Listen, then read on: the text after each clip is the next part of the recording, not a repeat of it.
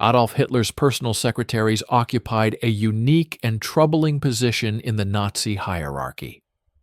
They were not policymakers or military commanders. They held no official government positions, and they were not members of the Nazi Party elite who shaped ideology or directed persecution.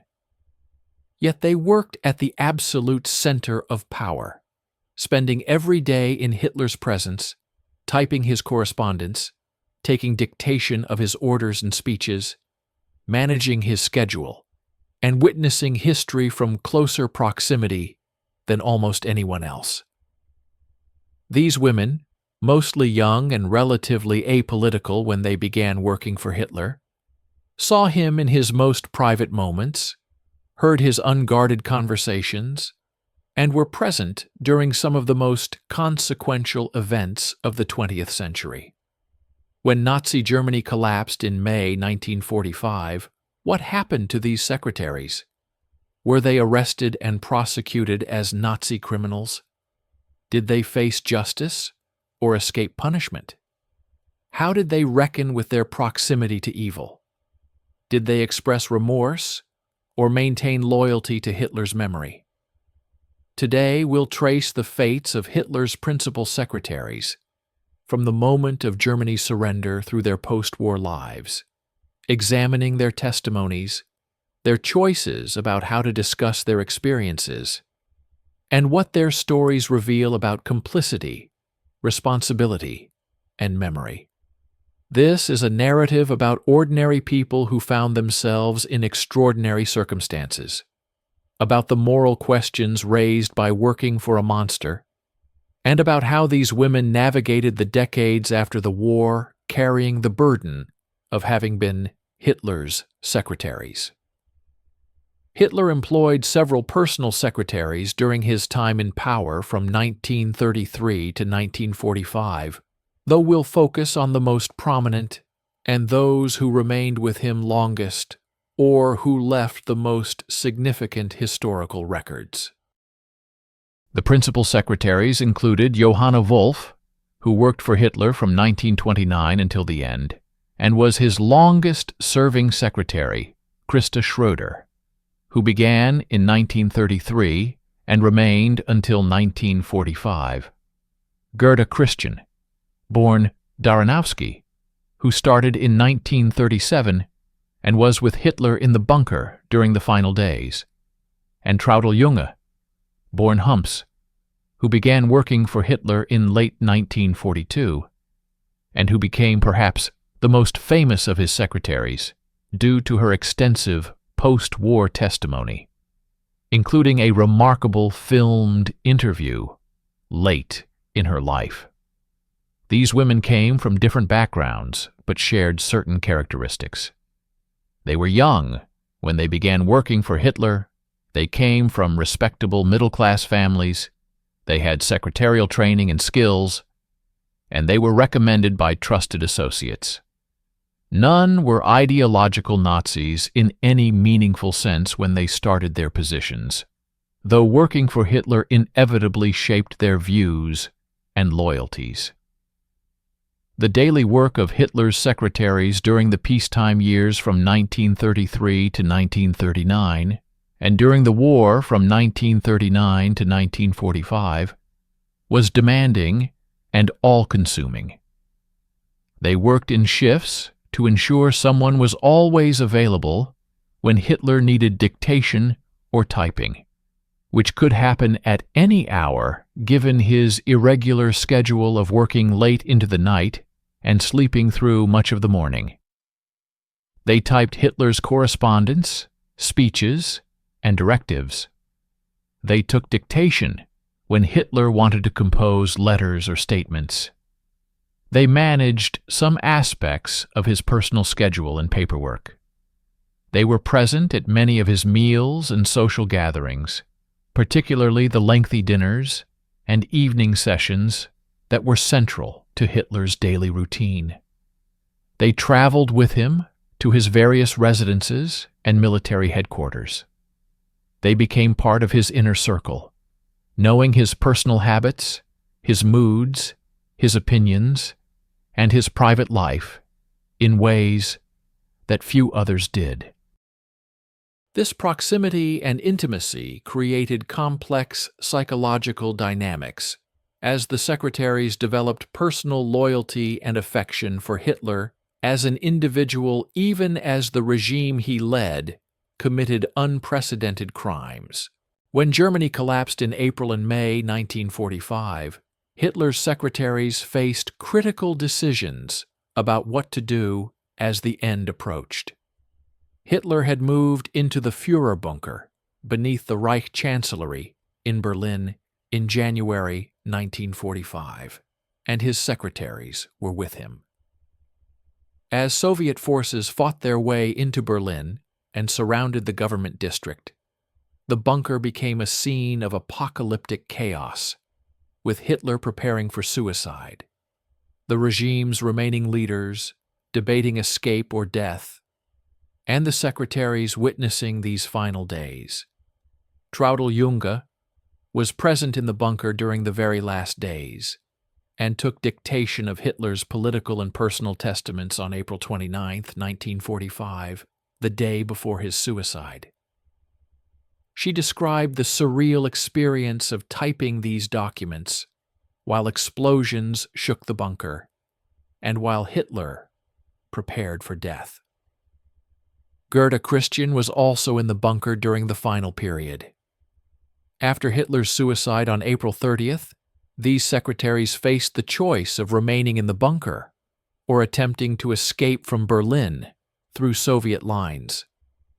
Traudl Junge and Gerda Christian were among those who attempted to break out from the bunker area on the night of May 1st to 2nd, 1945, after Hitler's death and after Joseph Goebbels also committed suicide. The breakout attempt was chaotic and dangerous, with groups trying to move through streets filled with Soviet troops and with fighting still ongoing. Junge's escape attempt was partially successful. She managed to get away from the immediate bunker area and eventually, after several days of hiding and moving through Berlin, she fell into Soviet captivity. She was held by Soviet forces for a period of interrogation, as the Soviets were desperate to understand what had happened in the bunker and to gather testimony about Hitler's final days. After some weeks of detention and questioning, Junge was released. The Soviets apparently concluded that she was not a significant figure and that she had no particular war crimes responsibility beyond having worked for Hitler.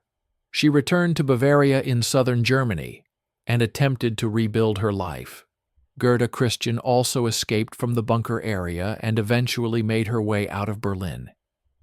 She too was captured and interrogated, and like Junge, she was released after providing testimony.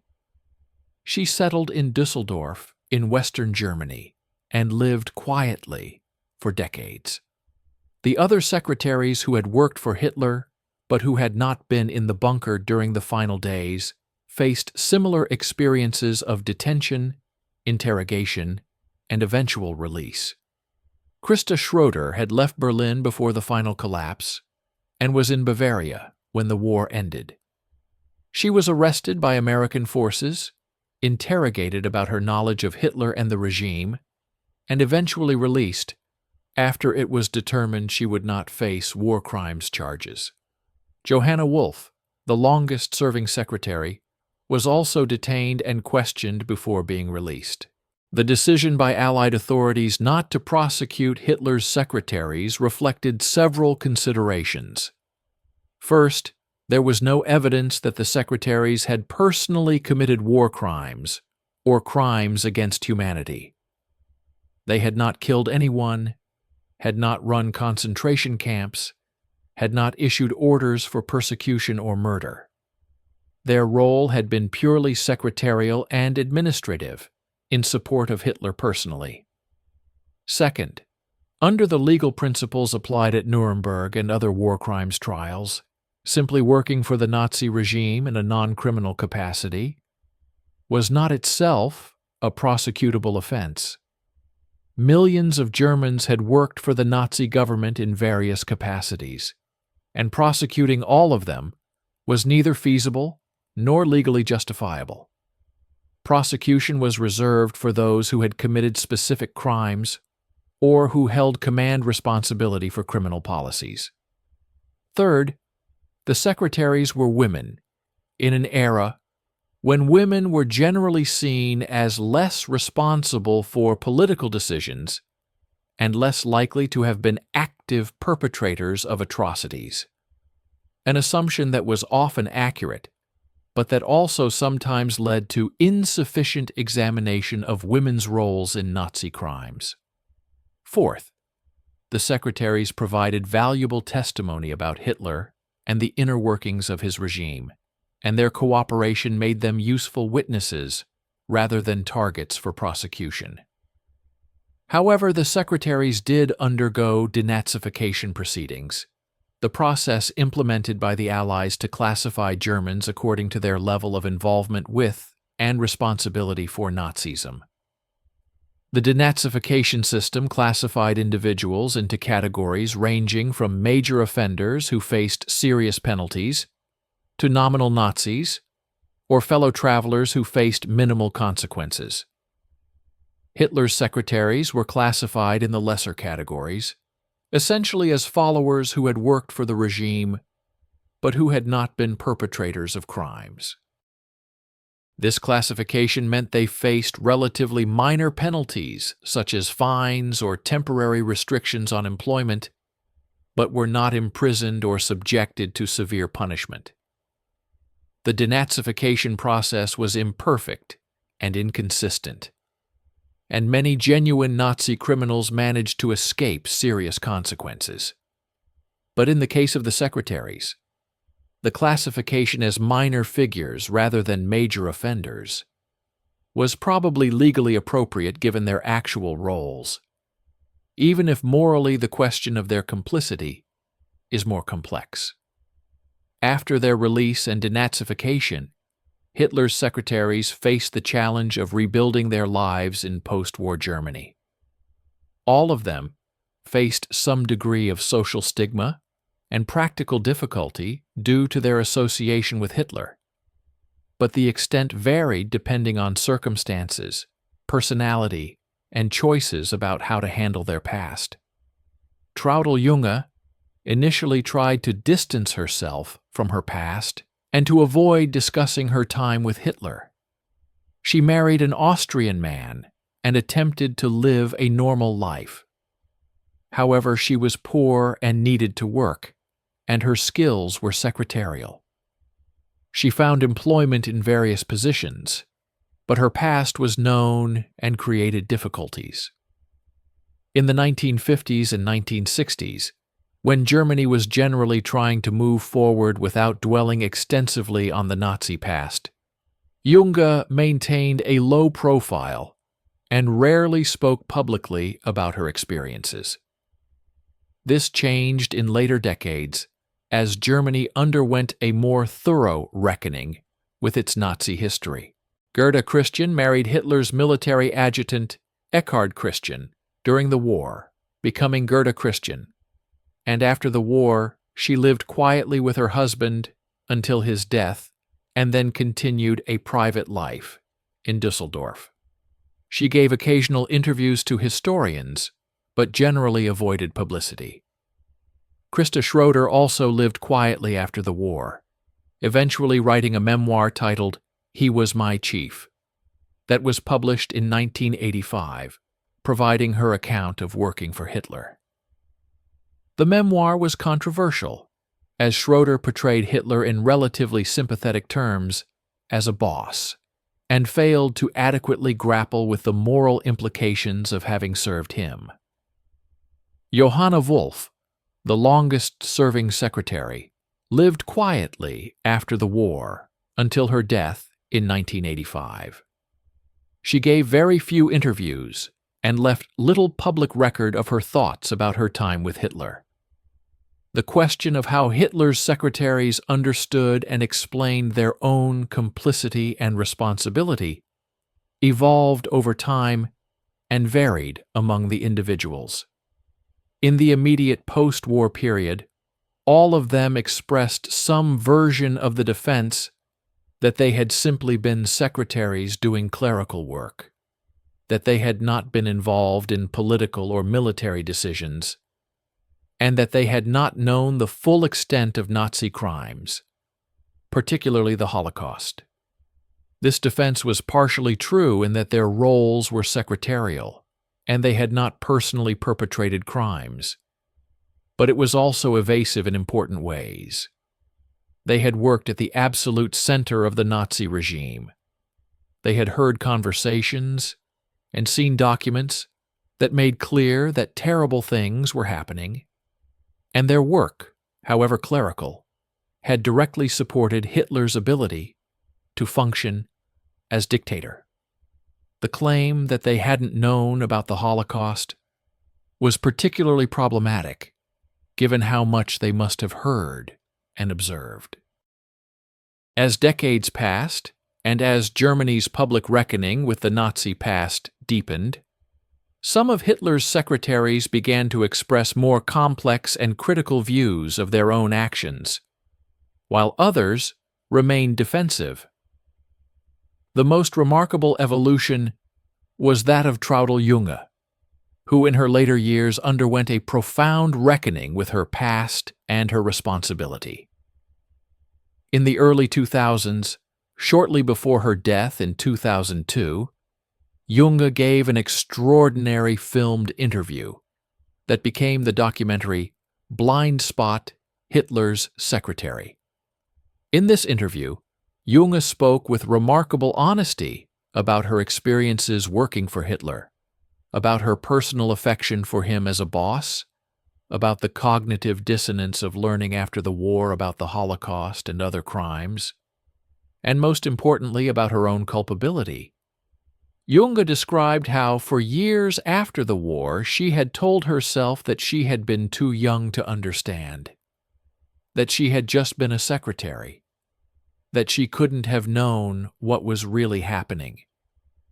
She explained how this self-justification crumbled when she saw a memorial plaque for Sophie Scholl, the young woman executed by the Nazis in 1943 for resistance activities. Junge realized that Sophie Scholl had been the same age as her and had found the moral courage to resist, while she had chosen to serve Hitler. This recognition led Junge to acknowledge that youth was no excuse, that she could and should have known better, that she bore responsibility for her choices.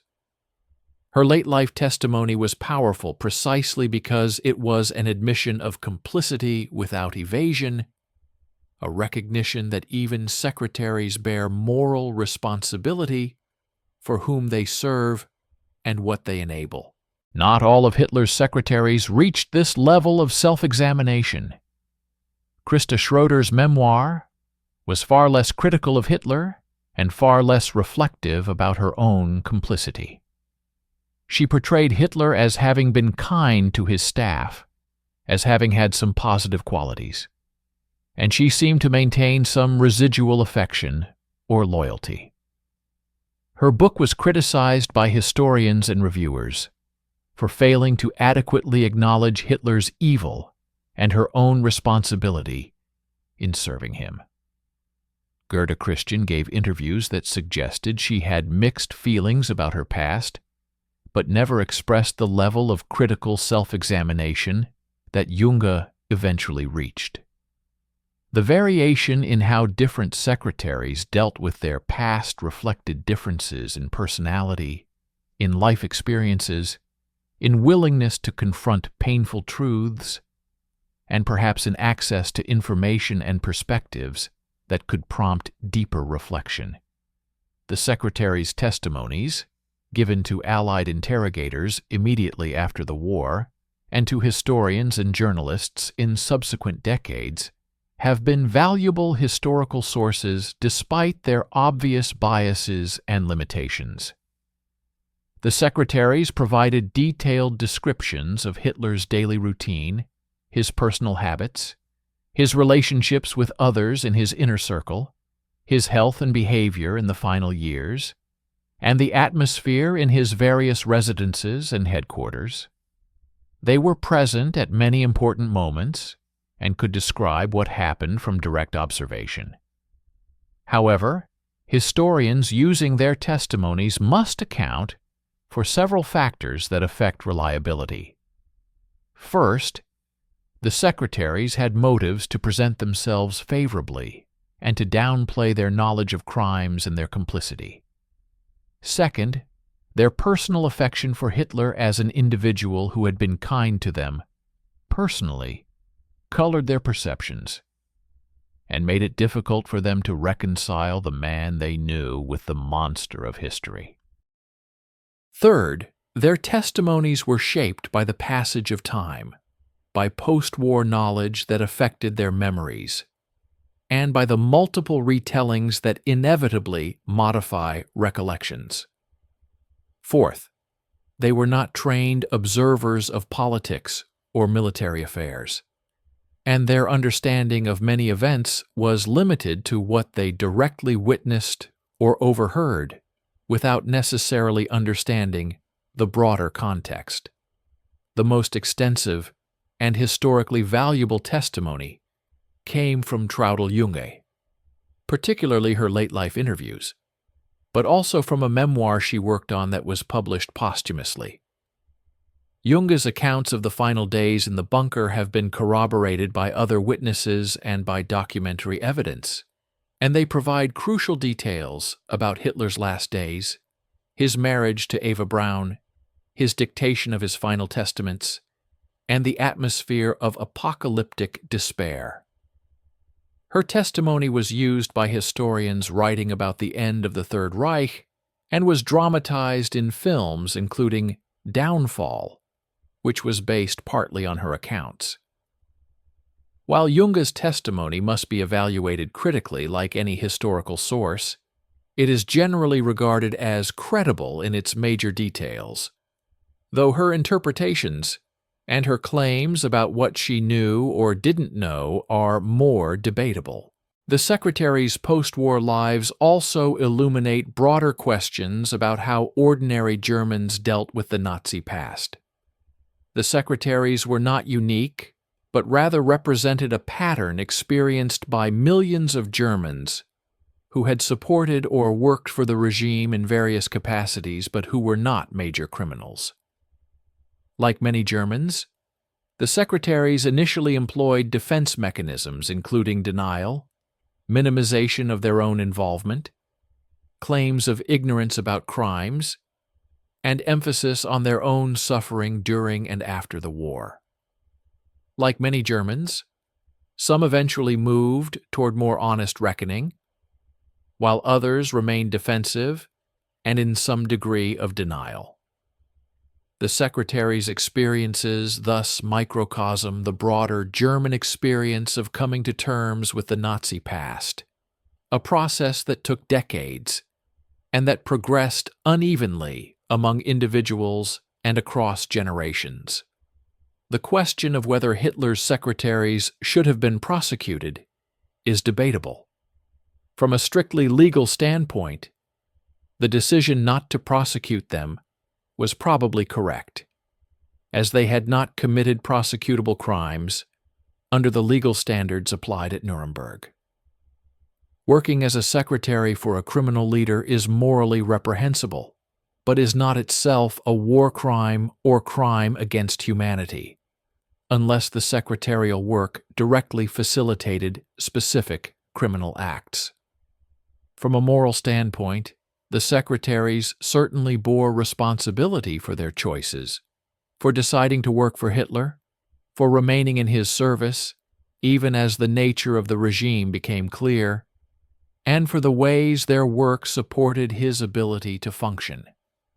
However, moral responsibility and legal culpability are different, and the Allied decision to focus prosecution on those who had committed or ordered crimes rather than on all who had worked for the regime was probably necessary and appropriate, given the practical and legal constraints. Some historians and commentators have argued that the secretaries got off too easily, that they were able to live normal lives after the war despite their complicity, and that their testimony was too often accepted uncritically, without sufficient challenge to their claims of ignorance and innocence. There is validity to these criticisms. The secretaries did benefit from their gender, as women in the Nazi regime were often viewed as less culpable and were scrutinized less carefully than men in similar positions. They also benefited from the general Cold War amnesia about Nazi crimes that characterized the 1950s in West Germany, when there was pressure to move forward and to integrate former Nazis back into society rather than dwelling on past crimes.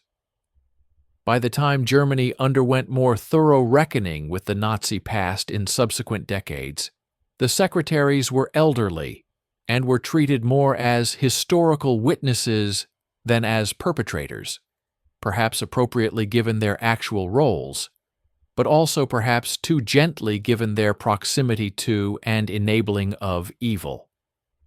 The secretaries' relationships with each other after the war were varied. They had known each other well during their years working for Hitler, as they worked in shifts and interacted regularly. After the war, some maintained contact, while others apparently did not. There is little public information about gatherings or communications among them, suggesting they did not maintain a tight-knit group. This may reflect geographic dispersion, different life paths, or perhaps discomfort with being associated with each other and with their shared past.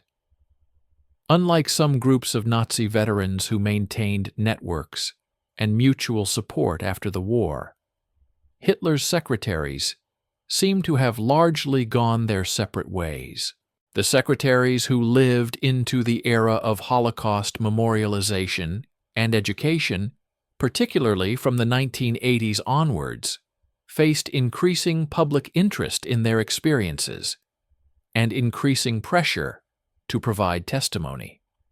Traudl Junge's participation in the documentary Blind Spot represented her decision late in life to contribute to historical understanding and to acknowledge her responsibility, a decision that earned her respect even from those who were critical of her wartime choices. The timing of this documentary, released in 2002 shortly before Junge's death at age 81, meant that her testimony reached audiences in Germany and internationally, at a time when there was strong interest in the last witnesses of the Nazi era. Her honesty and self-criticism made a powerful impression, and her testimony has been widely cited and used in education about the Nazi period. The question of what happened to Hitler's secretaries after World War II also involves their deaths and how they are remembered. Johanna Wolf died in 1985 at age 87, having lived quietly in Munich and rarely spoken about her past. Christa Schroeder died in 1984 at age 76, having written her controversial memoir that presented a relatively sympathetic view of Hitler. Gerda Christian lived until 1997, dying at age 83 in Dusseldorf, after decades of quiet life with occasional historical interviews. Traudl Junge lived until 2002, dying at age 81 in Munich, shortly after completing her filmed testimony. None of them received elaborate public funerals or memorials, and their deaths were noted primarily in historical and journalistic contexts, rather than as major events. Their graves are not pilgrimage sites, and they are remembered primarily as historical figures who happened to witness important events rather than as significant actors in their own right. The legacy of Hitler's secretaries in historical memory is complex. On one hand, they are important witnesses whose testimony has contributed to historical understanding of Hitler, his regime, and particularly his final days.